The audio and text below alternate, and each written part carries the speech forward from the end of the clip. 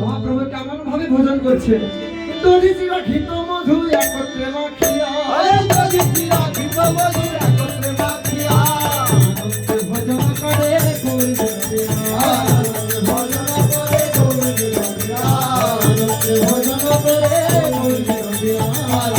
ভোজন করে ভোজন করে ভোগের উপরে শুভে তুলসী মঞ্জরি